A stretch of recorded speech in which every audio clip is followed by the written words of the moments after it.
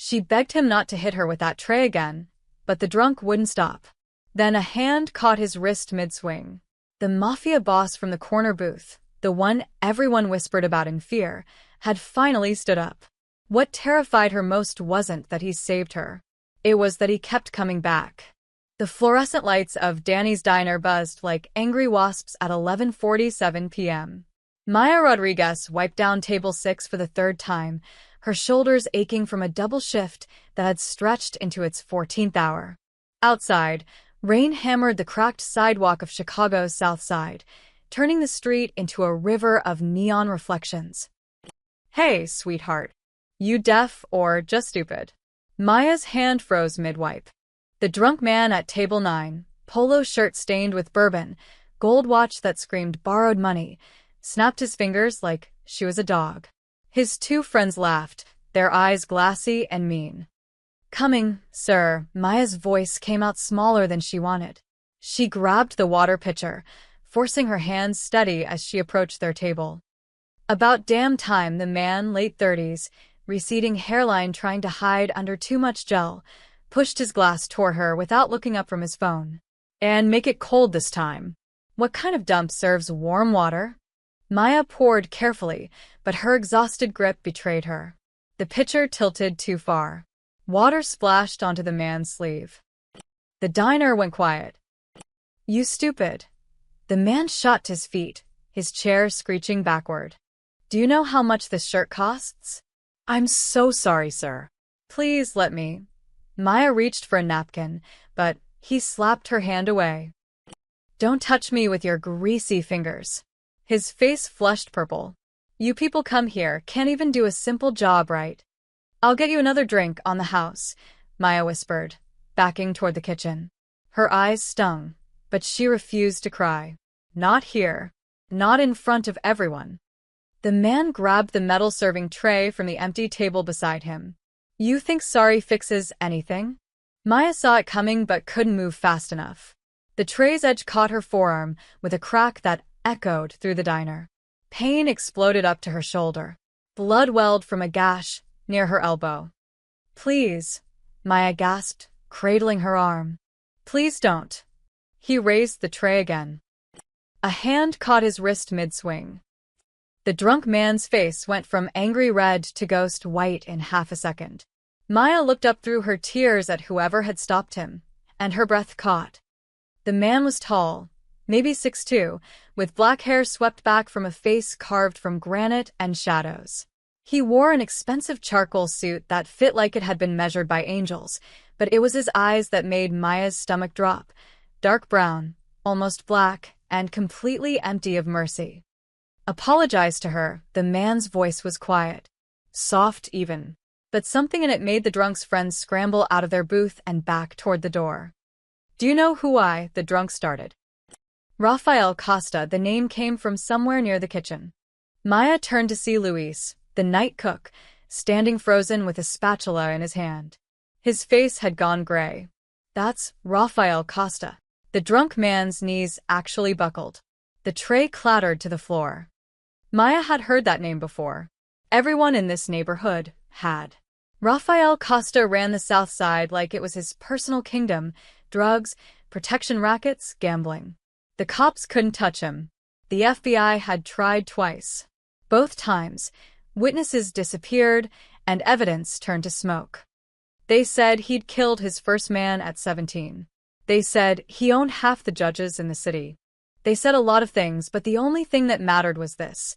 When Rafael Costa looked at you the way he was looking at this drunk right now, you understood exactly how small and fragile human life really was. "I said apologize." Rafael's grip tightened on the man's wrist. Maya heard something crack, bone or cartilage. She couldn't tell. "I'm sorry." The words tumbled out in a panicked rush. I'm sorry, please." "Not to me." Rafael jerked his head toward Maya. "To her." The drunk turned, tears streaming down his face. "I'm so sorry, miss. I was drunk. I didn't mean, please forgive me." Maya couldn't speak. Couldn't move. Blood dripped from her arm onto the checkered linoleum, forming a small puddle that seemed impossibly red under the fluorescent lights.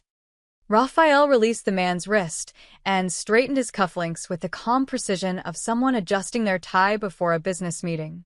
Get out. If I see you in this neighborhood again, they'll find you in the river with your tongue cut out. Not if you understand. The man nodded so hard Maya thought his neck might snap. Then he ran, out into the rain, his friends scrambling after him like rats abandoning a sinking ship. The diner remained silent. 20 pairs of eyes watched Rafael Costa, the man who made hardened criminals wet themselves, turn to face the trembling waitress with the bleeding arm. Maya's vision swam. The pain, the fear, the adrenaline, it all crashed into her at once. Her knees went weak. Hey, Raphael moved fast, catching her before she hit the ground. His arms were surprisingly gentle. Maya smelled expensive cologne and cigarette smoke. You're okay. I've got you.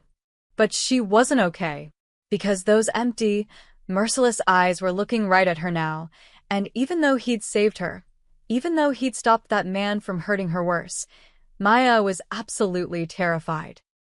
The last thing she saw before darkness took her was Raphael's face, and something that might have been regret flickering across it like a candle in the wind. Then nothing. Maya's eyes fluttered open to the smell of coffee and antiseptic. She was lying on the cracked vinyl bench in the diner's back office, her arm wrapped in clean white gauze.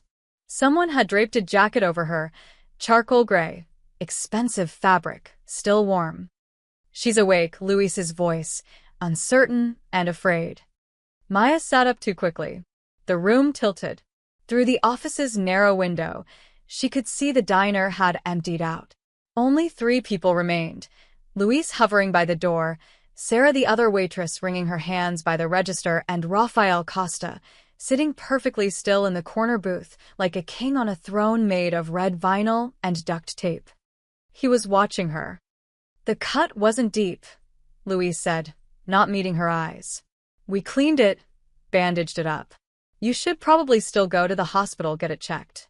Did he leave? Maya's voice came out hoarse. She meant the drunk man, but her eyes were locked on Raphael. Yeah, Luis swallowed hard. Yeah, he left. Maya, about what happened. Everyone can go home. Raphael spoke without raising his voice, but Luis flinched like he'd been shouted at. I'll make sure she gets home safe. I can take her, Luis offered weakly. It's no trouble. Raphael's gaze shifted to the cook. Didn't say a word. Didn't have to. Luis grabbed his coat and was out the back door in 10 seconds flat. Sarah followed even faster, mumbling something about an early morning shift. Then it was just the 2 of them. Maya pressed herself against the office wall, her heart hammering so hard she thought her ribs might crack. Raphael stood slowly, smoothing down his suit jacket. He picked up his jacket from the bench, the one that had been covering her, and draped it over his arm. You're afraid of me. It wasn't a question. Maya's mouth opened, but no sound came out. Her hands were shaking. She hated herself for it, hated that after everything, after he'd saved her, stopped that man from doing God knows what, all she could feel was pure, animal terror. Because she knew who Rafael Costa was. She'd heard the stories. Last year, a rival gang tried to move into his territory. They found the leader's body parts scattered across 3 different dumpsters. The message was clear. This is what happens when you cross me.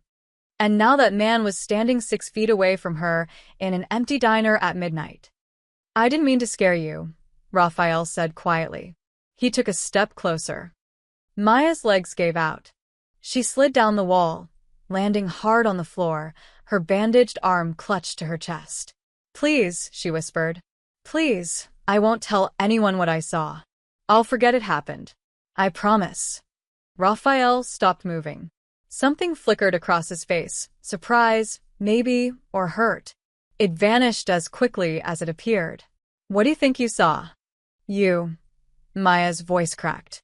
You stopped him. You saved me.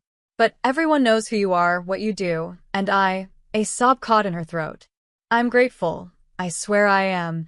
But please don't hurt me. Please. The silence stretched between them like broken glass. Raphael crouched down, slowly, keeping his distance. His expression was unreadable. I'm not going to hurt you. I stopped someone from hurting you. That's all that happened here tonight. Then why is everyone so afraid?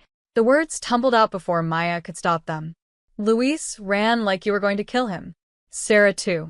Everyone in this neighborhood knows your name, and they all look like they've seen death when they say it. Because of what I am, Raphael's jaw tightened. Because of what I've done. Because fear keeps people in line, keeps them safe, keeps my world from falling apart, he stood, brushing invisible dust from his knees. But I didn't come here to terrify a waitress. I came here for coffee and quiet. That man hurt you. I stopped him. End of story. Maya watched him walk toward the door. Her arm throbbed. Her whole body ached. But something in his voice, something hollow and tired, made her speak. Mr. Costa? He paused, his hand on the doorframe. Thank you, the words felt inadequate. For stopping him.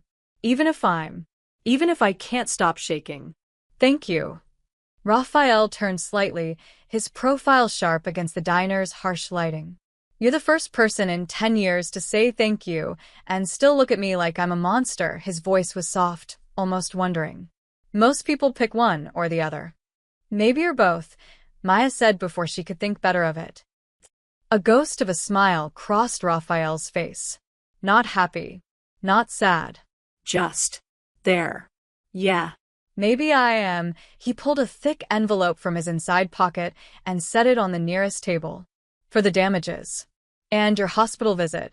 Don't argue. He walked out into the rain without another word, leaving Maya alone in the empty diner with a bandaged arm, a racing heart, and the strange, unsettling feeling that she'd just seen something nobody else ever had. Raphael Costa looking almost human. She counted to 100 before her legs would work again. When she finally stood and looked in the envelope, she found $5,000 in crisp hundreds and a business card with nothing but a phone number on it. No name. No explanation. Just a number, and the lingering scent of expensive cologne mixed with cigarette smoke and rain. Maya arrived at Danny's diner the next morning with her arm in a proper sling from the urgent care clinic she'd finally dragged herself to at 3 a.m. The doctor had asked too many questions. She'd lied through all of them. Tripped carrying dishes. Hit the corner of a table. No one else was involved. The envelope with $5,000 was hidden under her mattress at home. She hadn't touched a single bill. Somehow, spending Raphael Costa's money felt like signing a contract she didn't understand. You okay? Sarah asked the moment Maya pushed through the door. The morning shift was quieter, mostly truck drivers and early risers grabbing breakfast before work. Normal people living normal lives. I'm fine. Maya tied her apron one-handed. Just a bad cut. Nothing serious. Nothing serious? Sarah's voice dropped to a whisper. Maya, Raphael Costa nearly broke that guy's wrist. Luis said he heard bones crack. Do you know what kind of trouble? He helped me, Maya said firmly. That's all. Now can we please just work? Sarah opened her mouth to argue, then thought better of it. The morning passed in a blur of coffee refills and breakfast orders. Maya moved mechanically, her body going through the motions while her mind replayed last night over and over. The way Raphael had caught her. The way he'd looked at her with those empty eyes. The way his voice had sounded when he said, "You're the first person in 10 years to say thank you and still look at me like I'm a monster." She was so lost in thought that she didn't notice the door chime at 10:47 a.m. Table for one. Maya's head snapped up. Her blood turned to ice.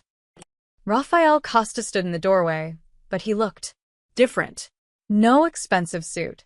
Just faded jeans, a black t-shirt, and a leather jacket that had seen better days. No guards flanking him.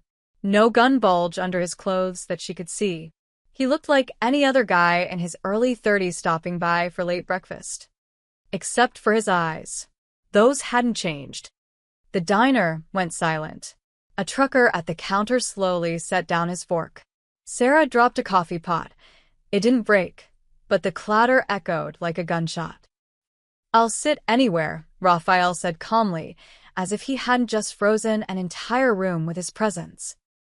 Maya's feet moved on autopilot. She grabbed a menu with her good hand and led him to a booth by the window, the same booth where he'd sat last night, she realized with a start. The same spot where he'd watched everything unfold. Coffee. Her voice came out steadier than she expected. Please, he took the menu, but didn't open it. And I owe you an apology. Maya's hand, reaching for her order pad, stopped midair. What? Last night. I overreacted. Raphael's gaze was steady, unflinching. That man was drunk and stupid, but I shouldn't have handled it the way I did. Not in front of you. Not after you'd already been hurt. Maya struggled to find words. You stopped him from hitting me again. That's not overreacting. I terrified you, Raphael's jaw tightened. You passed out from fear, not pain. I saw your face before you fainted. You weren't looking at someone who saved you. You were looking at something that scared you more than the drunk with the tray. The truth of it hung between them like smoke. Maya wanted to deny it, but she couldn't. She settled into the booth across from him without thinking, her legs suddenly too weak to keep standing. You didn't overreact, she said quietly. You scared me. The way everyone reacted to your name. The way that man looked at you like you were death itself, she met his eyes. Who are you really? You already know who I am, Raphael leaned back, his expression unreadable. You heard Luis say my name. You've probably heard stories. I've heard a lot of stories, Maya admitted. I don't know which ones are true. Most of them, probably. He said it so casually, like admitting he was a criminal was the same as admitting he preferred his coffee black. I run things in this neighborhood. I make money in ways that would get me locked up if the cops could prove it. I've hurt people who got in my way. I've done things I can't take back. Maya's stomach twisted. Then why are you here? Because you didn't thank me last night. Raphael's voice was quiet, almost thoughtful. Everyone always thanks me. Out of fear. Out of obligation, because they want something from me. But you thanked me, and still looked at me like I might hurt you. You were honest about being afraid. And that's good. It's real. Something shifted in Raphael's expression, not quite a smile, but close. Nobody's been real with me in a long time. Everyone either wants something or they're too scared to breathe wrong around me. But you looked me in the eye and called me a monster while thanking me for saving you. I didn't call you a monster, Maya protested weakly. You said I might be both, a savior and a monster. Same thing. Raphael pulled out a 20 and set it on the table. Keep the change. And Maya? She blinked. You know my name? It's on your name tag, he stood, adjusting his jacket. I'll probably be back tomorrow. If that's a problem, tell me now and I'll find somewhere else for coffee. Maya should have said yes. Should have told him to stay away, that his presence would scare off customers, that she didn't want anything to do with a man who made criminals cry. Instead, she heard herself say, black coffee, right? Raphael's lips twitched. Not quite a smile, but the closest thing to one she'd seen. Yeah. Black coffee. He walked out into the bright morning sun, leaving Maya sitting in his booth, holding a $20 bill for a cup of coffee he never drank, and wondering what the hell she'd just agreed to. Raphael came back the next day. And the day after that. And the day after that. By the end of the week, it had become routine.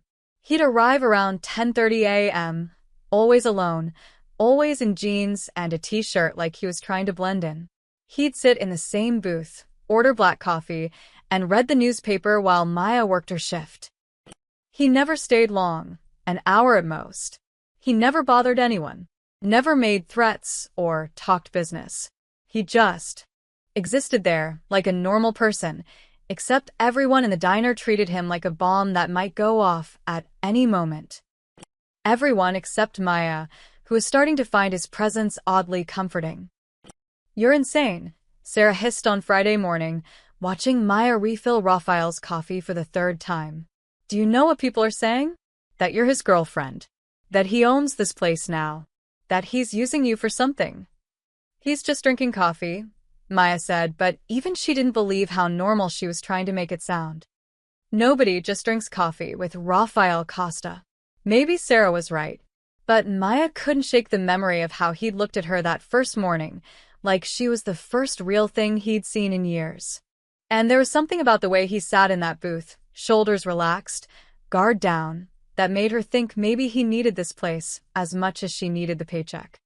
On Saturday, everything changed. Maya was carrying a tray of dirty dishes to the kitchen when she heard a crash from the storage room.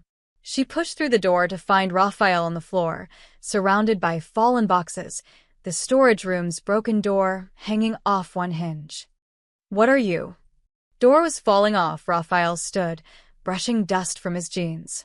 "Noticed it yesterday. Figured I'd fix it before someone got hurt." Maya stared at him, at the toolbox open on the floor, at the new hinges he'd apparently brought with him. "You're fixing our door?" Seemed faster than waiting for your boss to do it. Rafael picked up a screwdriver. "Guy hasn't been in here in 3 months, right? Luis mentioned it." "You talked to Luis?" "He's warming up to me." Only flinches every other sentence now. Rafael lined up the hinge with practiced ease. "Hand me that drill." Maya found herself obeying, passing him tools while he worked. His movements were efficient, confident.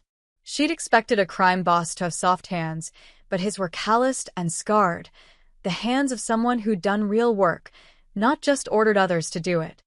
"Where'd you learn this?" she asked. "My father was a contractor. Before he died, Rafael didn't look up from his work. Taught me everything: plumbing, electrical, carpentry.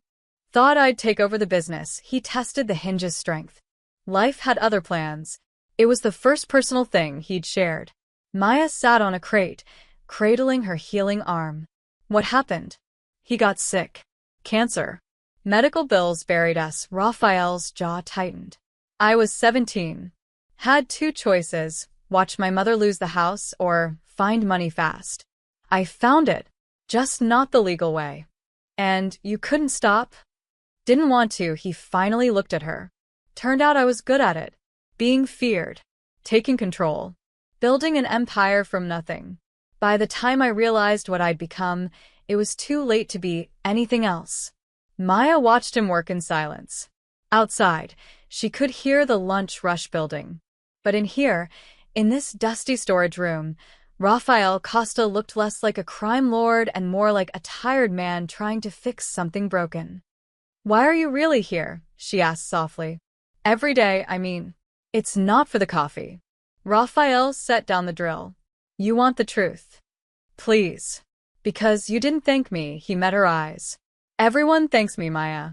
Out of fear, obligation, because they want protection or money or mercy. But you were right not to. I didn't save you to be a hero. I saved you because I was angry. Because that drunk reminded me of every entitled piece of trash who thinks money makes them untouchable." He stood, testing the door. It swung smoothly on its new hinges. "You looked at me like I was dangerous. Because I am. And somehow that was the most honest anyone's been with me in years." Maya's throat felt tight. "So you come here for honesty?" "I come here because for 1 hour a day, I can drink coffee and read the paper and pretend I'm not who I am." Rafael's voice was quiet. "Because you're terrified of me, but you still talk to me like I'm human. Because this place doesn't ask anything from me except $4 for coffee." He gathered his tools, loaded them back in the box. "But if it bothers you, I'll stop. I'm not here to make your life harder." Maya should have said yes. Should have told him to leave and never come back. Instead, she found herself standing, moving closer. "The door looks good. Thank you." Rafael blinked, surprise flickering across his face. "You're thanking me now?" "For fixing the door. Not for saving me." She managed a small smile. "You were right about that part. You didn't do it to be thanked." Something shifted in Rafael's expression. A wall cracking, maybe, or a door opening slightly. "I'll be back Monday. If that's okay. Black coffee will be waiting." He nodded, shouldered his toolbox, and walked out through the diner's front door. Maya watched him go, noticing for the first time that several of the other waitresses had been peeking through the kitchen window, their faces a mix of fear and confusion. But Maya wasn't confused anymore.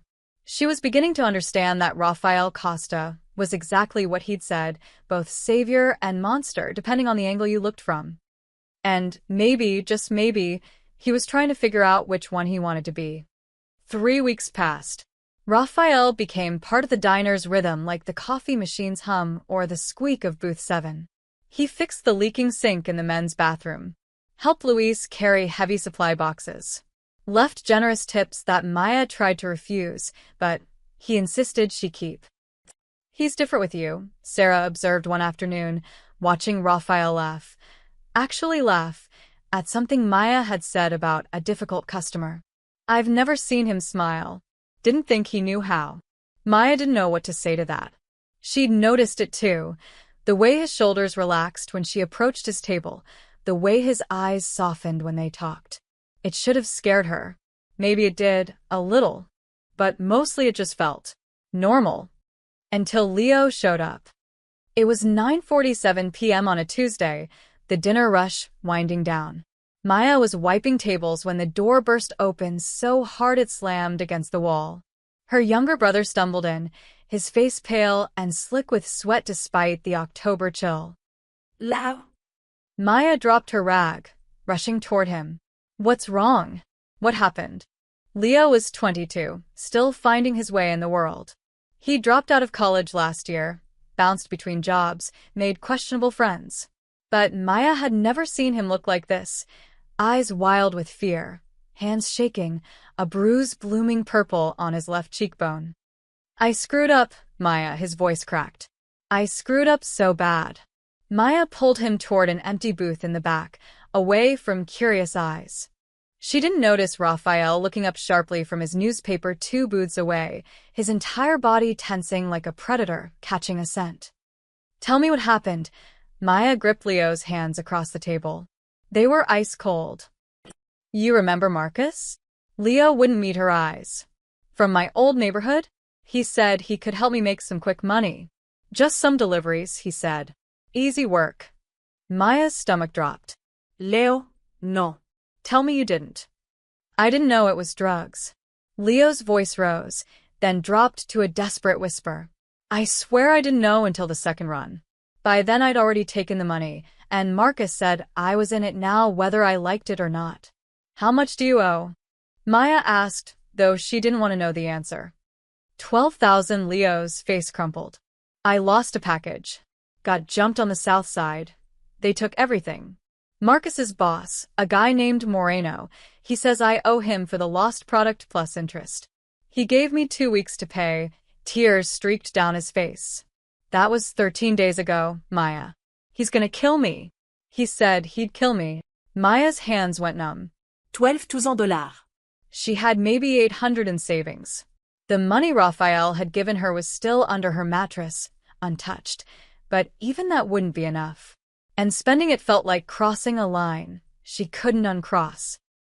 "We'll figure something out," she heard herself say. "We'll talk to the police." "The police?" Leo laughed, a broken sound. "Moreno owns half the cops in his district. And even if he didn't, I'd be the one going to jail. I'm the drug dealer, Maya. I'm the criminal. You're not a criminal. You made a mistake. A mistake that's gonna get me killed." Leo grabbed her wrists. "Moreno's guys came to my apartment today.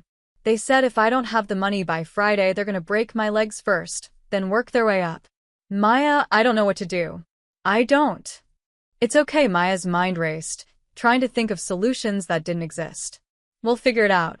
Maybe I can take a loan, or sell Mom's jewelry, or—" "That won't be enough time." Leo stood abruptly, his chair scraping the floor. "I shouldn't have come here. I shouldn't drag you into this. I needed to see you. In case." He didn't finish the sentence. Didn't have to. Maya watched her baby brother walk out into the night, his shoulders hunched with the weight of a death sentence, and felt her world tilt sideways. She made it to the bathroom before the tears came, locked herself in a stall and sobbed into her hands, trying to keep quiet so the customers wouldn't hear. 12,000 dollars. 2 days. No way out. When she finally emerged, red-eyed and shaking, she found Sarah waiting by the sinks. "I heard," Sarah said quietly. The whole diner heard. Maya, I'm so sorry. Maya splashed cold water on her face. I need to get back to work. Danny said take the rest of the night off. He'll cover your tables. I can't afford to lose the hours. Maya, Sarah's voice was gentle. Go home. Be with your brother. Figure something out. But there was nothing to figure out. Maya knew it. Sarah knew it. And somewhere in the diner, sitting in his usual booth with a newspaper he was no longer reading, Rafael Costa knew it too. Maya gathered her things in a daze. She pushed through the diner's front door into the cool night air, her mind a whirlwind of impossible numbers and terrible possibilities.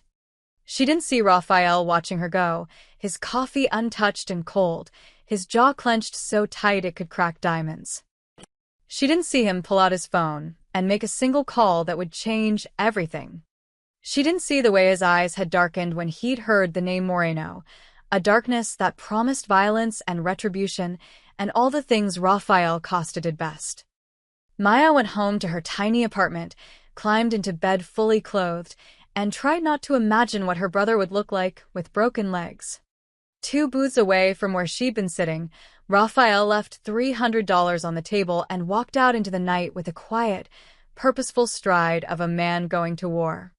Maya didn't sleep. She spent the night staring at her ceiling, doing math that never worked out, imagining scenarios that all ended badly.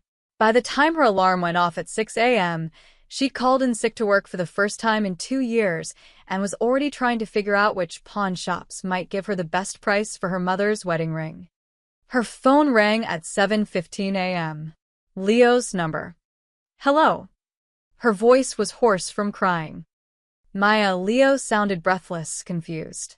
Maya, something happened. Her heart stopped. Are you hurt? Did they? No, I'm fine. I'm better than fine. He laughed, the sound almost hysterical. The debt's gone. Maya sat up, so fast her head spun. What? I woke up to find an envelope under my door. No note, no name, just cash. $12,000 exactly, Maya. The exact amount I owed, his voice cracked. Someone paid my debt. The room tilted. Maya gripped the phone tighter. That's impossible. Who would? I don't know. I took it straight to Moreno's guys. They counted it, made some calls, then told me we were square. Said their boss got a call last night from someone who settled the account, they wouldn't say who. But Maya knew. God help her, she knew exactly who. Leo, where are you now? At Jimmy's apartment. I'm staying here for a few days, just to be safe. Maya, who did this? Do you know someone with that kind of money? I need to go, Maya said quickly. Stay at Jimmy's. Don't go out alone. I'll call you later. She hung up before he could ask more questions. Her hands were shaking as she pulled on jeans and a sweatshirt. She was out the door in 5 minutes, half running the 6 blocks to Danny's diner. It was too early for Rafael's usual arrival, but she had to try. Had to know if. The diner was nearly empty. Just a couple of truckers at the counter and Danny in the back office. No, Rafael. Maya? Sarah looked up from refilling salt shakers. I thought you called in sick. Have you seen him? Maya's voice came out too loud. Rafael. Has he been here? Not yet. You okay? You look. But Maya was already pushing back out the door. She stood on the sidewalk, her breath fogging in the cold morning air, trying to think. Where would he be? His house? His office? Did crime bosses even have offices? Looking for someone? Maya spun around. Rafael was leaning against the building's corner, a coffee cup from the bodega down the street in his hand. He wore the same leather jacket as yesterday, his dark hair slightly mussed like he'd been running his hands through it. You. Maya marched toward him, her fear temporarily overwhelmed by fury. You paid Leo's debt. Rafael took a sip of his coffee. Did I? Don't play games with me. $12,000 in an envelope under his door? The debt mysteriously cleared overnight. Her voice shook. You had no right. I had every right. Rafael's voice was calm, controlled. Moreno deals in my territory. He knows the rules. No targeting civilians who aren't in the game. Your brother made a stupid mistake, but he's not a player. Moreno crossed a line. So this is about territory? About your rules. Maya's hands clenched into fists. My brother isn't a chess piece in your gang war. No, Raphael's eyes hardened. He's your brother. And Moreno was going to hurt him, to send me a message. That makes it my problem. Maya stared at him. What are you talking about? You think Moreno doesn't know you work at my diner? That I sit in your section every day. Raphael set down his coffee cup with deliberate care. He's been trying to expand into my territory for months. I've been pushing back. So he found leverage, your brother. Probably had his guys sell Leo on the delivery job, specifically. When Leo lost the package, Moreno saw an opportunity. The words hit Maya like physical blows. You're saying this is my fault? That Leo's in danger because of me? I'm saying Moreno was willing to hurt an innocent kid to get to me. Raphael's jaw tightened. That's not your fault. That's not Leo's fault. That's Moreno being stupid enough to think I'd let it slide. And you just what? Paid the debt to keep the peace. Maya heard the bitterness in her own voice. How generous. I paid the debt so your brother wouldn't get his legs broken. Raphael's voice dropped, quiet and cold. And I had a conversation with Moreno this morning. 3 a.m., to be specific. Made it clear that your family is off limits. He won't touch Leo. He won't even breathe in his direction. Maya's anger drained away, leaving her hollow and shaking. What did you do? Nothing you need to worry about. Raphael picked up his coffee again. Leo's debt is cleared. He's safe. That's all that matters. I can't. Maya's voice broke. I can't pay you back $12,000. I don't have that kind of money. I'm not asking you to pay me back. Then what do you want? The question came out as barely a whisper. Because there was always a cost. Always a debt. She knew that much about Raphael's world. Raphael was quiet for a long moment. When he spoke, his voice was softer than she'd ever heard it. I want you to understand that you shouldn't have to pay for other people's mistakes. Your brother made bad choices. Moreno made worse ones. But you... He met her eyes. You just showed up to work, did your job, and got caught in the crossfire. That's not fair. So I fixed it. Why? Maya's throat felt tight. Why do you care? Raphael looked at her like she'd asked him to explain quantum physics. Like the answer was obvious and impossible at the same time. Because you talk to me like I'm human. Because you're terrified of me, but you still pour my coffee every morning. Because, he stopped, seeming to struggle with words. Because someone should look out for you the way you look out for everyone else. Maya's eyes stung with tears she refused to let fall. You barely know me. I know you work double shifts to send money to your grandmother in Phoenix. I know you always give the homeless guy on the corner your leftover breakfast. I know you apologize to tables even when customers are the ones being assholes. Raphael's voice was quiet. I know enough. He turned to walk away, then paused. Your brother should stay clean. No more deliveries, no more Marcus. If he needs work, tell him to call this number. He handed her a business card. Legitimate construction company. They'll hire him, no questions asked.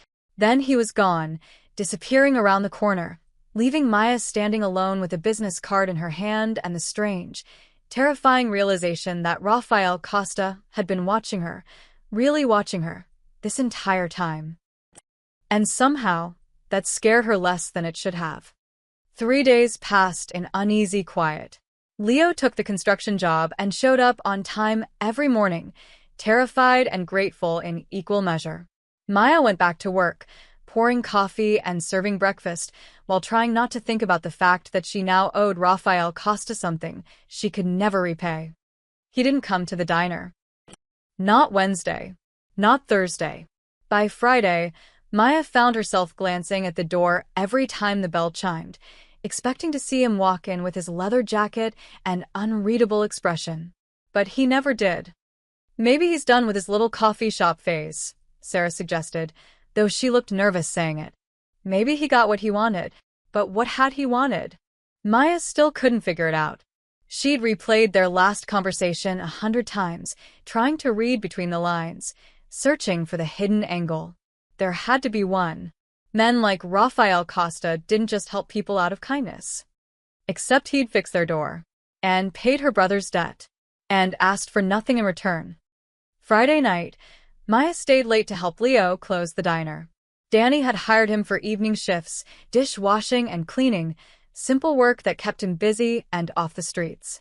They were wiping down tables at 11:30 p.m. when the first brick came through the window. Glass exploded inward. Maya screamed, throwing her arms up to shield her face. A second brick followed, then a third, each one shattering another window in a cascading symphony of destruction. "Get down!"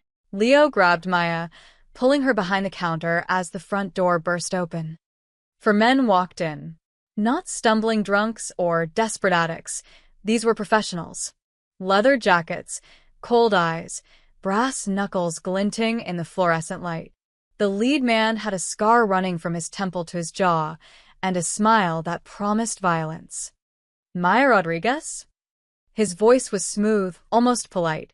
"Moreno sends his regards." Maya's blood turned to ice. Leo positioned himself in front of her, his hands raised. "Leave her alone. She's got nothing to do with this." "Oh, but she does." Scarface took a step closer, his boots crunching on broken glass. "She's got everything to do with this. See, Rafael Costa thinks he can interfere with Moreno's business and just walk away. Thinks he can embarrass us, make us look weak. All because he's got a soft spot for some waitress." "I don't know what you're talking about," Maya said, trying to keep her voice steady. I'm nobody. Just let us go, and we'll forget this happened." "Nobody." Scarface laughed. "Rafael Costa doesn't do favors for nobody. Word on the street is he comes here every day, sits in your section, stares at you like you're the second coming." His smile widened. "So Moreno figures you hurt what he cares about, you hurt him. Simple math." One of the other men grabbed a chair and smashed it against the counter. Another swept his arm across a table, sending dishes crashing to the floor. They were destroying the diner methodically, efficiently, making their point with every shattered plate and overturned table. Leo lunged forward. "Stop." The backhand caught him across the face, sent him sprawling. Maya screamed, started toward him, but Scarface grabbed her arm. "We're just getting started, sweetheart. This is just property damage. Next time." "There won't be a next time." Every head turned toward the door. Rafael stood in the entrance, silhouetted by the streetlights behind him. No guards. No backup. Just him alone, hands in his pockets like he'd stopped by for a casual visit. But there was nothing casual about his eyes. They were black holes, empty of everything except cold, calculated fury. Scarface's confident smile faltered. Costa. "This doesn't concern you anymore." You made your point with the debt. Moreno's making his. By sending 4 men to terrorize a waitress and her kid brother? Rafael walked forward slowly, his footsteps crunching on broken glass. "That's Moreno's idea of making a point? That's embarrassing." "You embarrassed him first." Scarface tightened his grip on Maya's arm. She winced. "Paid off a debt that wasn't yours to pay. Undermined his authority. Made him look soft." "I made him look stupid," Rafael corrected. "There's a difference. Soft is forgivable. Stupid gets you killed."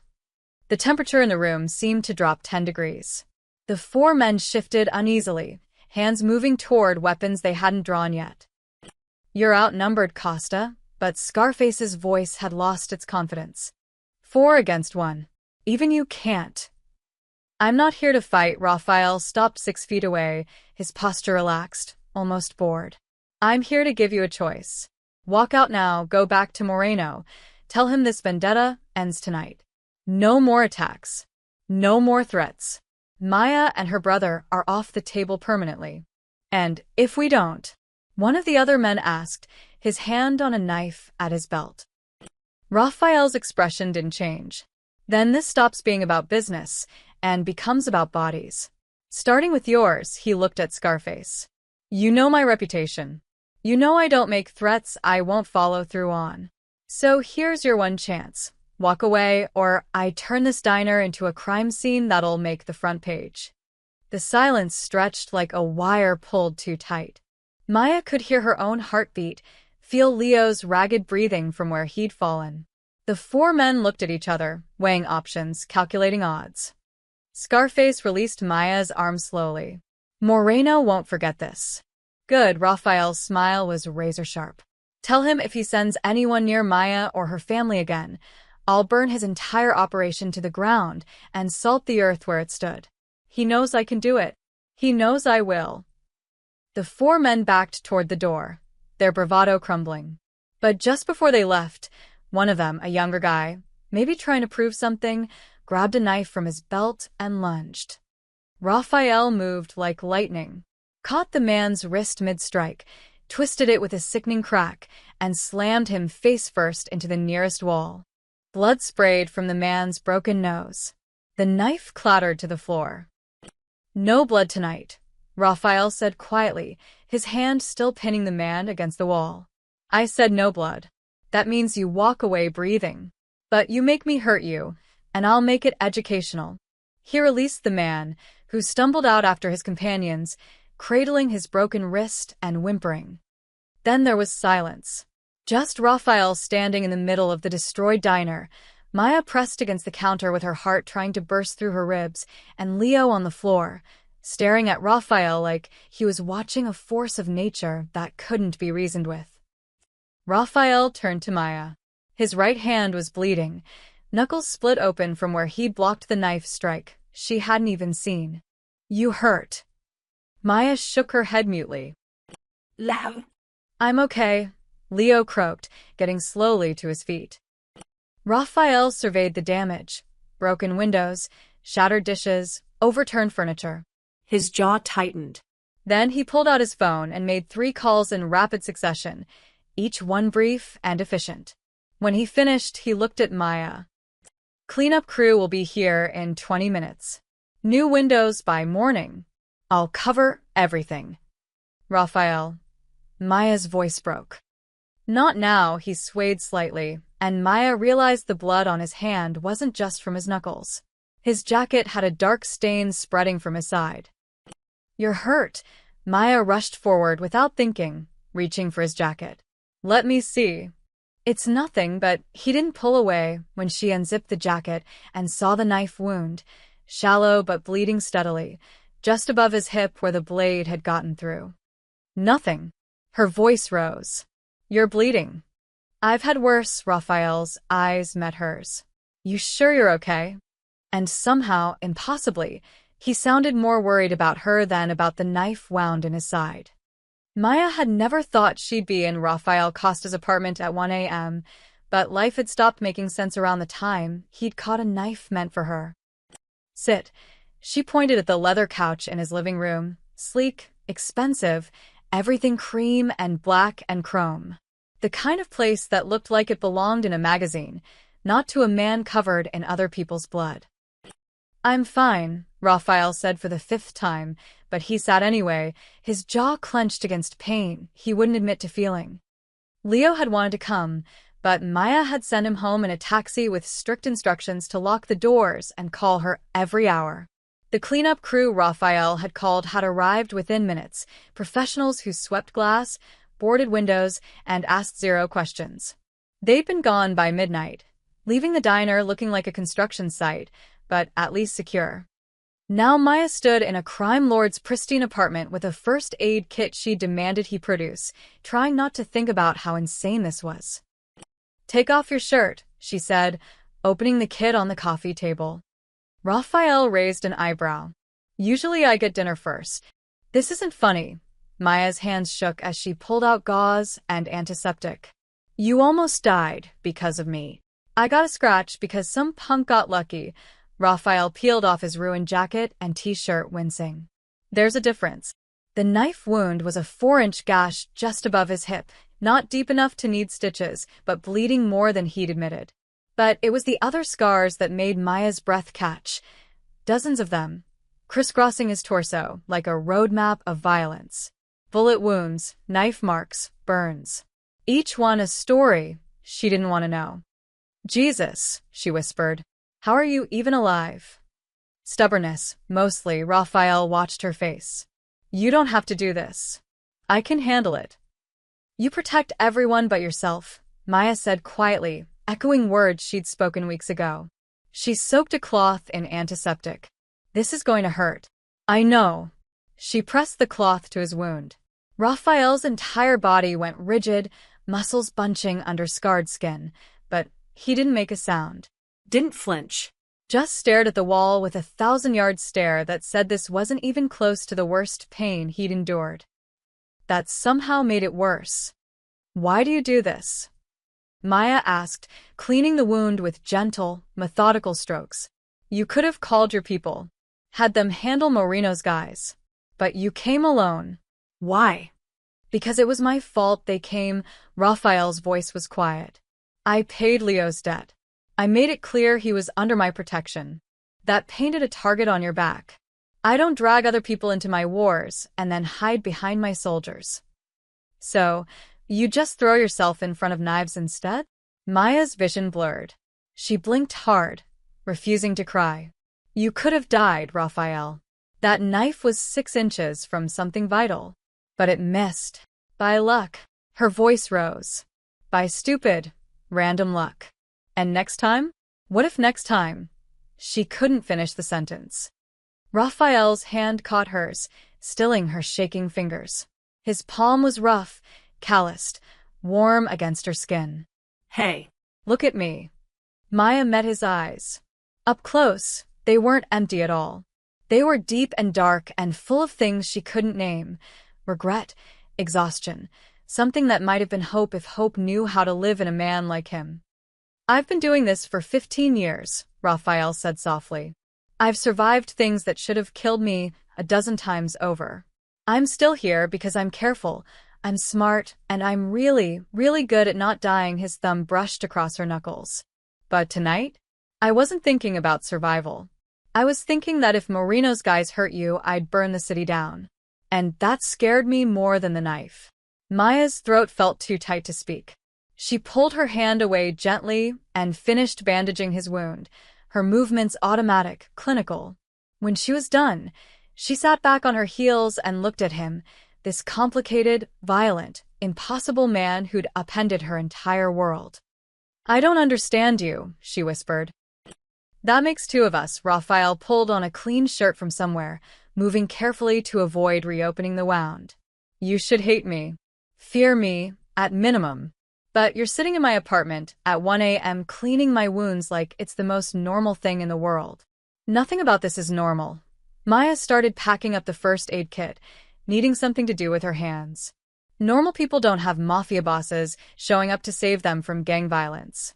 Normal people don't. She stopped, the words catching. Don't what? Don't look at someone like you and see a person who needs saving too. The silence that followed was so complete Maya could hear her own heartbeat. Raphael stared at her like she'd just spoken a foreign language he was trying to translate. Nobody's saved me, he said finally. I'm not the one who needs saving. Aren't you? Maya met his eyes. You told me yourself. You built walls to keep your world under control, but you trapped yourself inside. You run an empire, but you spend your mornings in a diner drinking coffee alone because it's the only place you can pretend to be human. You protect everyone around you, but you won't let anyone protect you back. She stood, hugging the first aid kit to her chest like armor. If that's not someone who needs saving, I don't know what is. Raphael looked at her for a long moment. Then, he did something she'd never seen him do before. He let his guard drop completely. The walls came down. The mask fell away. And underneath was just a tired man who'd been fighting alone for so long he'd forgotten what it felt like to have someone in his corner. I told you about my sister, he said quietly. What I didn't tell you was that I promised her before she died that I'd get out. That I'd leave this life and be better. She was 15. She believed I could change. His voice cracked. She died believing in a version of me that I killed a long time ago. Maya set down the first aid kit and sat beside him on the couch. Not touching, but close enough. Maybe that version isn't as dead as you think. Maya, you fixed our door. You paid my brother's debt. You took a knife for me tonight when you could have just let your guys handle it. She turned to face him fully. A dead man doesn't do those things. A dead man doesn't care. Raphael's hand found hers again, this time holding on like she was the only thing keeping him anchored to the world. I don't know how to be anyone except who I am. Then be who you are, Maya squeezed his hand. But maybe stop doing it alone. They sat like that for a long time, two people from impossible different worlds, connected by something neither of them could name but both of them could feel, fragile and dangerous and real as the scars on Raphael's skin, or the fear in Maya's heart. Outside, the city slept. Inside, for the first time in 15 years, Raphael Costa stopped carrying the weight of his empire alone, even if just for a moment. Even if just with the waitress who saw him as both monster and man, and chose to sit beside him anyway. Maya didn't leave that night. She fell asleep on Raphael's couch sometime around 3 a.m., exhausted from adrenaline crash and emotional overload. When she woke, pale morning light was filtering through floor-to-ceiling windows, and Raphael was in the kitchen making coffee. He'd changed into fresh clothes, jeans, and a gray Henley that made him look younger, less intimidating. The bandage on his side was visible beneath the thin fabric, a white square against his skin. He moved carefully, favoring his injured side, but his hands were steady as he poured 2 mugs. "Cream and sugar?" he asked without turning around. "You know how I take my coffee?" Maya sat up, disoriented. "You always add cream and 2 sugars when you drink it at the diner." Raphael brought both mugs to the living room, handed her one. Figured it was the same everywhere. He'd been watching her that closely. The realization should have been creepy. Instead, it just felt Sut. like a man studying the only piece of normalcy in his life, memorizing details in case it disappeared. They drank in silence for a while. Then Raphael spoke, his voice quiet. "You asked me once why I do this. Why I built this life." He stared into his mug. "I never gave you a real answer." Maya set down her coffee. "You don't have to." My sister's name was Isabella. The words came out rough, like he hadn't said them aloud in years. Bella. She was 8 years younger than me. 15 when she died. He paused, jaw working. She had this laugh, loud and completely unself-conscious. Used to embarrass me when I was trying to act tough in front of my friends. Maya's chest tightened. She'd known about his sister in abstract, but hearing him say her name made her real. After my father died, I started working for a guy named Vincent Rossi. Small-time operator.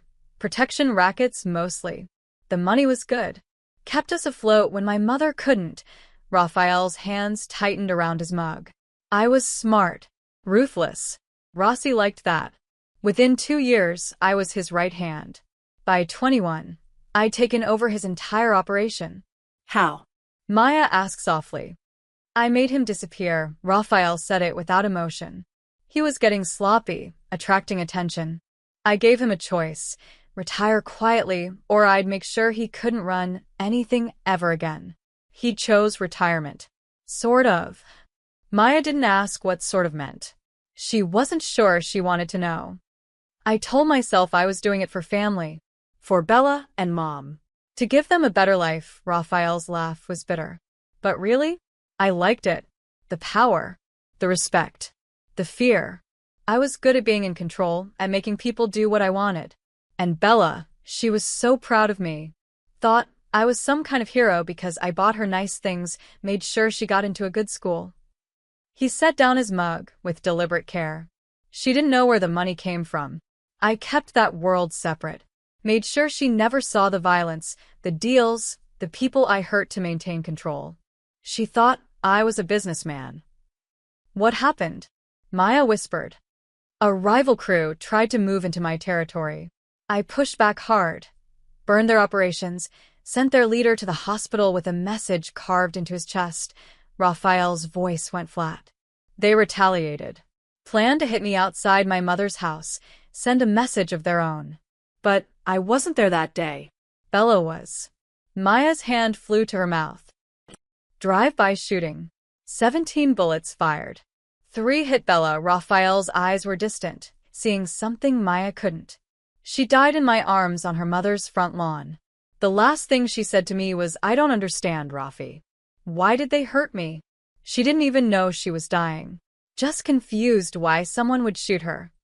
Tears streamed down Maya's face. She didn't try to hide them. I killed them all. Raphael's voice was emotionless. Every single person involved. Not quick. Not clean. I made it last. Made sure every crew in the city knew what happens when you target family. After that, nobody touched my mother. Nobody even looked at her wrong. Because they knew I'd erase them from existence. But Bella was already gone, Maya said softly. Yeah, Raphael's hands clenched into fists. She was already gone. And I realized I'd built this empire on violence and fear, told myself it was to protect my family, but in the end, it's what got her killed. My choices. My world. My fault. It wasn't your fault, Maya said firmly. Those men made the choice to shoot her. Not you. I gave them the reason. Raphael finally looked at her, and his eyes were raw with 15 years of grief. Before she died, Bella made me promise something. She grabbed my hand and said, "Be good, Rafi. Promise me you'll be good." She was dying, and she was worried about my soul. His voice broke. I promised her. And then I spent the next 15 years becoming exactly the opposite. I built walls of fear around everyone I cared about, ruled through violence, became the kind of monster that makes grown men cry. I told myself it was to keep people safe, to maintain control so nothing like Bella could happen again. But really? He laughed, a broken sound. Really, I was just too scared to be anything else. Because being good, being the person Bella believed I could be, that meant being vulnerable. That meant admitting I couldn't control everything. And if I couldn't control everything, people could get hurt. People I cared about could die. So you stopped caring, Maya said quietly. Or pretended to. Until you, Raphael, met her eyes. You looked at me like I was human. Talked to me like I mattered beyond what I could do for you. And suddenly I wanted to be the person you saw. Someone who fixed doors and drank coffee and protected people without leaving bodies behind. Maya reached for his hand. His fingers were cold. You are that person. You're both people. The question is which one you want to feed. I don't know if I can be anything except what I am. Then start small. Maya squeezed his hand. You already have. Every morning you came to the diner. That was you trying to be different. Every time you helped without being asked. Every moment you chose to protect instead of destroy. She smiled through her tears. Bella saw something good in you before she died. Maybe she wasn't wrong. Maybe it just took you 15 years to start believing her. Raphael was quiet for a long moment. When he spoke, his voice was barely a whisper. I am tired, Maya. I'm so tired of being this person. Then stop, she said it simply, like it was the easiest thing in the world. Stop being him. It's not that simple. I know, Maya moved closer, their hands still intertwined. I know it's complicated and dangerous, and probably impossible. But maybe that's okay. Maybe you don't have to fix everything today. Maybe you just have to decide that tomorrow you want to be a little bit better than you were yesterday. Outside, the city was waking up. Cars honking, people heading to work, the world turning like it always did. But inside Raphael's apartment, something shifted. A wall cracked. A door opened. A man who'd been carrying ghosts for 15 years finally let someone help him bear the weight. Stay, Raphael said suddenly. Just for a while. Stay. So Maya stayed, sitting beside a broken man in the morning light, both of them damaged and scared, and trying to figure out how to be better than their worst moments. And for the first time since Bella died, Raphael Costa believed that maybe, just maybe, he could keep the promise he'd made to his sister all those years ago. The police arrived at Danny's diner 3 days later, just as Maya was starting to believe the worst was over. She was refilling the coffee station when 2 detectives walked in, a woman in her 40s with sharp eyes and graying hair pulled into a tight bun, and a younger man with the kind of eager expression that said he still believed he could save the world. Maya Rodriguez? The woman flashed a badge. Detective Sarah Chun, Chicago PD. This is Detective Marcus Webb. We'd like to ask you some questions about the incident that occurred here Friday night. Maya's stomach dropped. Raphael had warned her this might happen. Moreno's got cops on his payroll, he'd said. But not all of them. Some are just doing their jobs. Be careful which questions you answer. Of course, Maya set down the coffee pot with trembling hands. Should I get my manager? That won't be necessary. Just a few routine questions. Chin gestured to an empty booth. Mind if we sit? They sat. Chin pulled out a notebook while Webb watched Maya with the intensity of someone trying to solve a puzzle. So, Chun began, Friday night, November 3rd. 4 men entered this establishment around 11:30 p.m. and vandalized the property. Multiple witnesses reported seeing you and another individual, your brother, Leo Rodriguez, present during the attack. Is that accurate? Yes, Maya's voice was steady. Leo and I were closing. They broke the windows and destroyed furniture. Did they say anything? Make any demands? Maya hesitated. This was the dangerous part. They said someone named Moreno sent them. I don't know who that is. Chen's expression didn't change, but Webb leaned forward. You don't know who Carlos Moreno is? He runs the biggest drug operation on the South Side. I serve coffee, detective. I don't keep track of drug dealers. But you do keep track of Rafael Costa. Chen's eyes sharpened. Our witnesses say he arrived during the attack. Confronted the 4 men. Made them leave. That sound right? Maya's pulse hammered. Yes. And what happened then? He told them to leave. They left. Webb scoffed. 4 armed gang members just walked away because Rafael Costa asked nicely? Come on, Miss Rodriguez. We know Costa's reputation. He's got over a dozen suspected murders to his name. You expect us to believe he stopped an attack through conversation?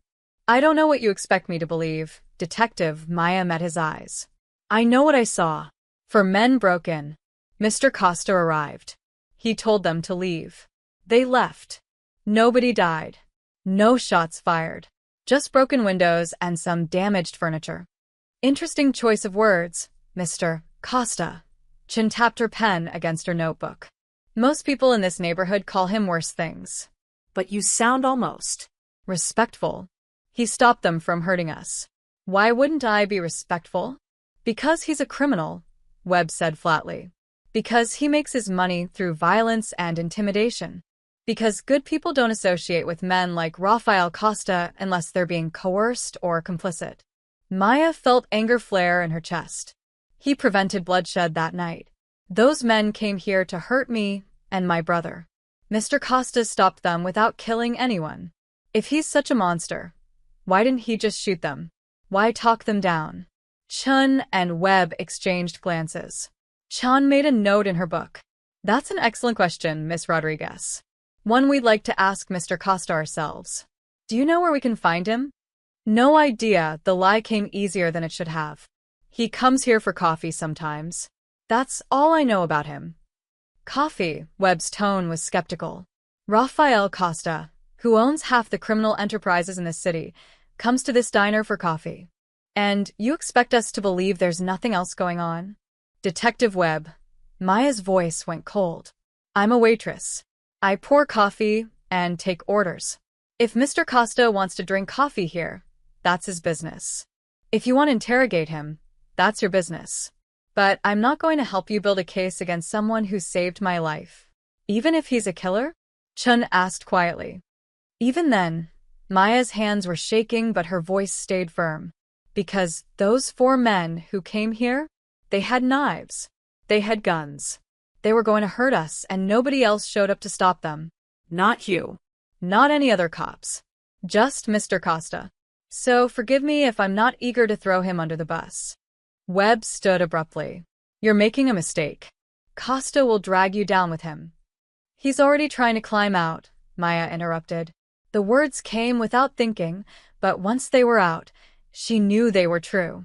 Whatever you think he is, whatever he's done, he's trying to be better. And maybe that's worth something. Chin studied her for a long moment. Then she closed her notebook and stood. Thank you for your time, Miss Rodriguez. If you think of anything else, give us a call. She handed Maya a card. As they walked toward the door, Chin paused and looked back. For what it's worth, I hope you're right about him. But in my 20 years doing this job, I've never seen men like Rafael Costa climb out. They just dig deeper holes until they bury themselves. Then they were gone. Maya stood frozen in the empty booth, Chen's card clutched in her hand, her words echoing in her head. He'll drag you down with him. But that wasn't what scared her. What scared her was that she didn't care. That somewhere between the broken windows and the bandaged knife wound and the story about Bella, she'd stopped seeing Rafael Costa as just a dangerous man to avoid and started seeing him as someone worth fighting for. The diner's bell chimed. Maya looked up to see Sarah rushing over, phone in hand. "You're not going to believe this." Sarah's eyes were wide.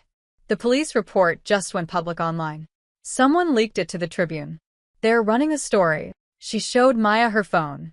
The headline read, "Local crime boss Rafael Costa prevents gang violence. Eyewitnesses say he talked down armed attackers." For the first time in recorded history, Rafael Costa's name appeared in the press without the word murder or investigation beside it. Instead, it was next to words like prevented and de-escalated, and buried in the third paragraph, one line that made Maya's breath catch. "He's trying to climb out," said one witness who declined to be named. Her words, in the newspaper, for everyone to see. Maya sank into the nearest chair, her heart pounding, wondering if she'd just made everything better or infinitely worse.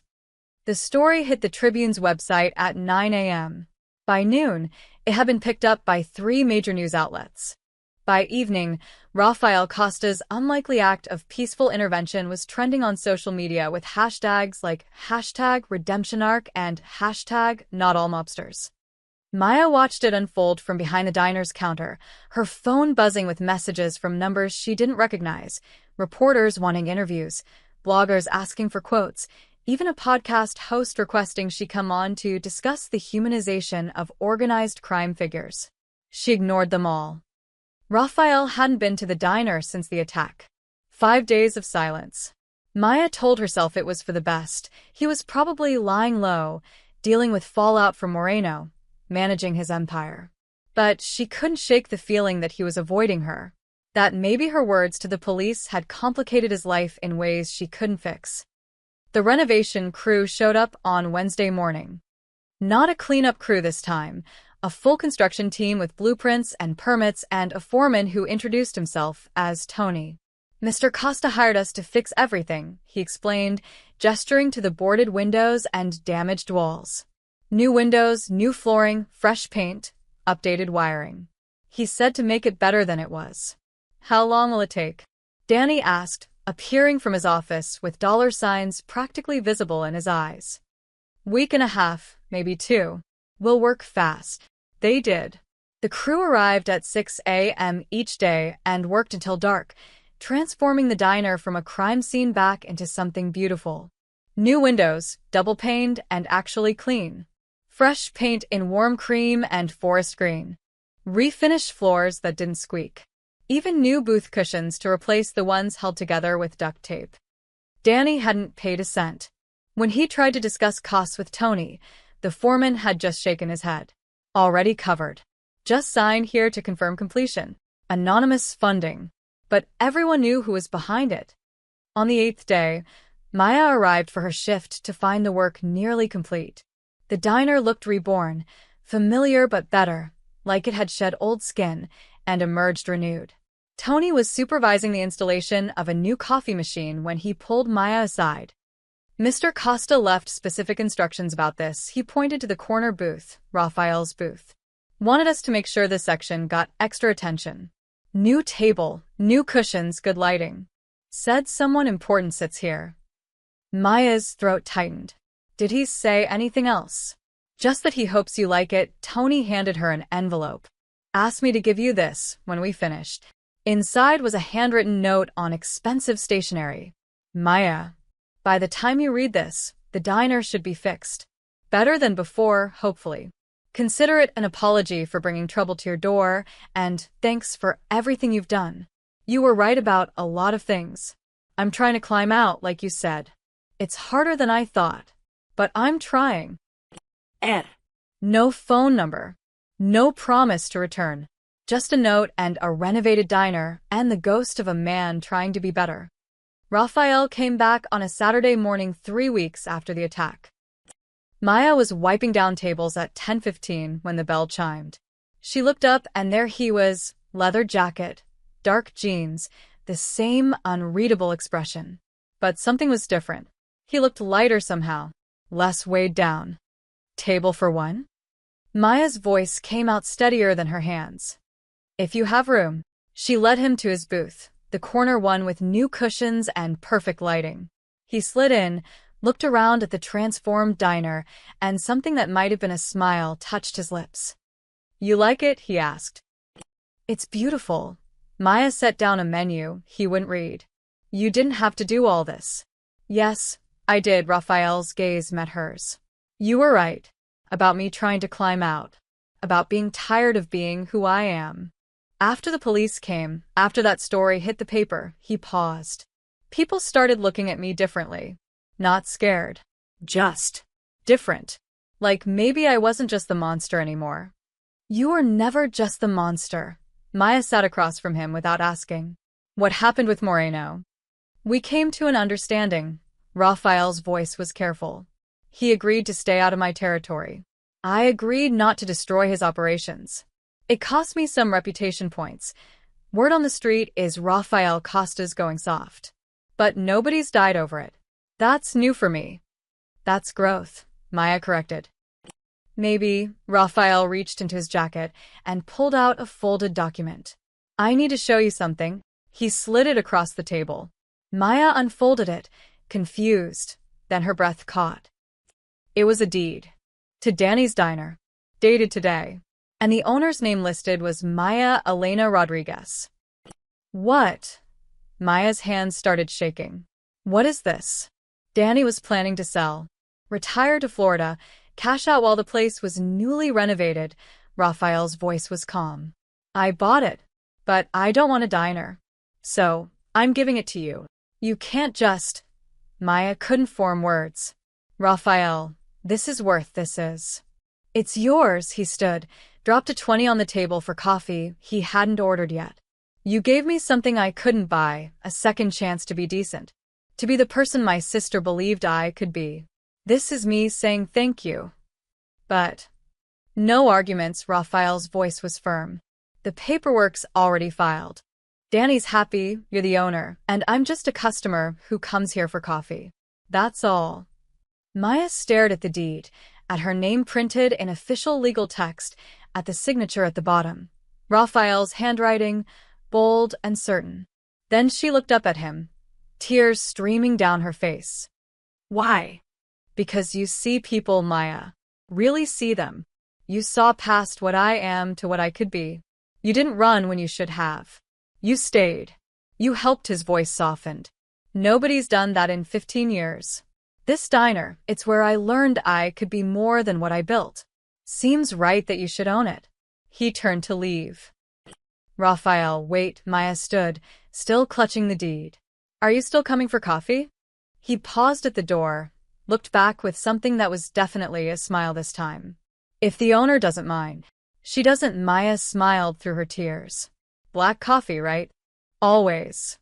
Then he was gone, walking out into the bright morning sun, leaving Maya standing in her diner, holding a deed and a second chance and the strange, beautiful realization that sometimes monsters could learn to be men, and sometimes waitresses could own their dreams, and sometimes broken people could help each other heal. The bell chimed again. Customers filed in, drawn by the renovated space and the smell of fresh coffee. Maya tucked the deed safely in her pocket and got to work, a smile on her face and hope in her heart. Rafael Costa had given her a diner. But more than that, he'd given her proof that people could change. That redemption wasn't a destination but a journey. That climbing out of darkness was possible if someone was willing to believe in you. And Maya believed. 6 months passed like a gentle exhale. Spring arrived in Chicago with warmth that felt like forgiveness.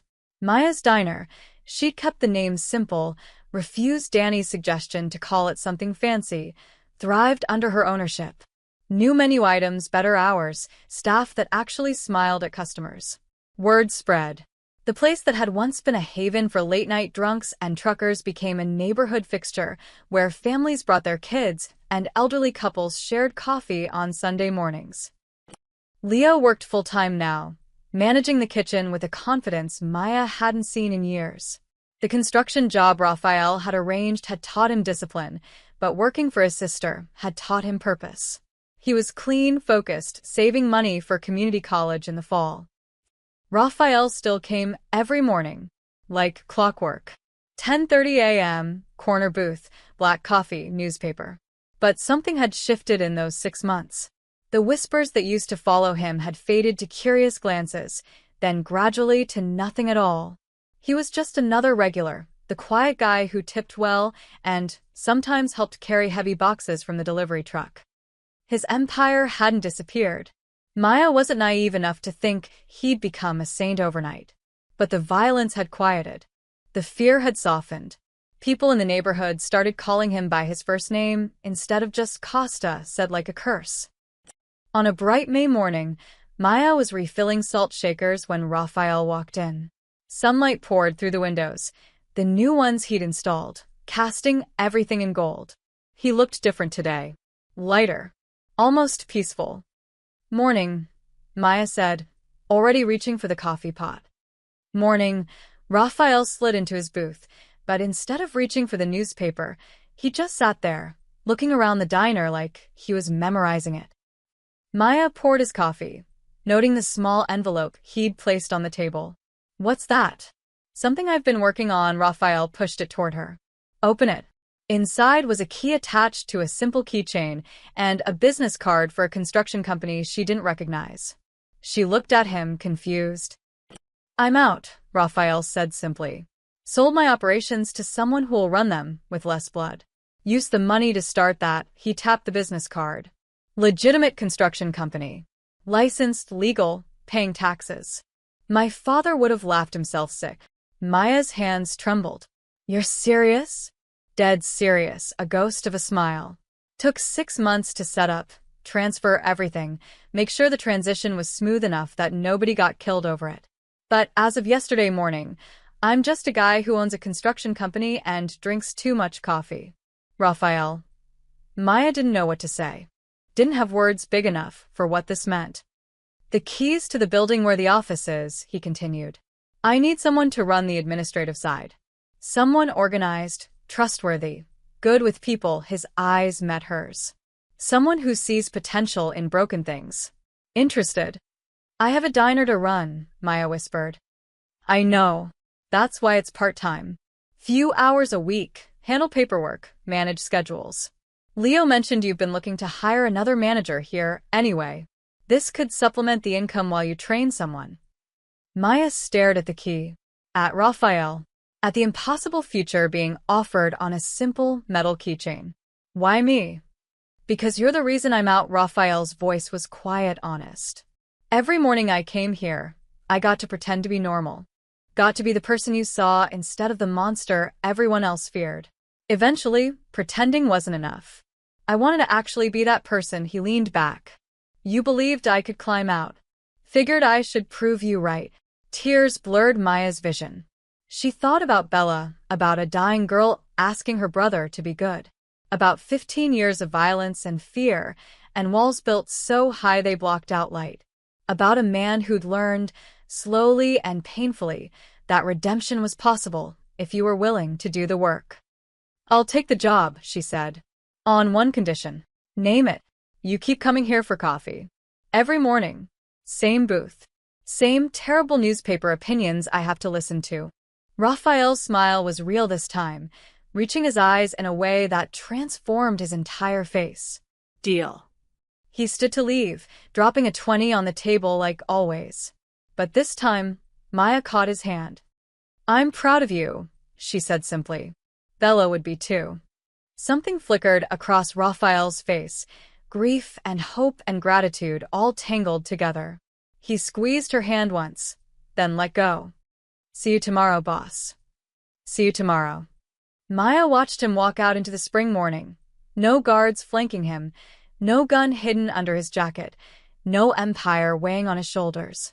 Just a man in a leather jacket, heading to his construction office, trying to build something honest for the first time in his adult life. The diner filled with morning customers, the Lopez family with their twin toddlers, Mrs. Chun ordering her usual eggs and toast, the college students camping out with laptops and endless coffee refills.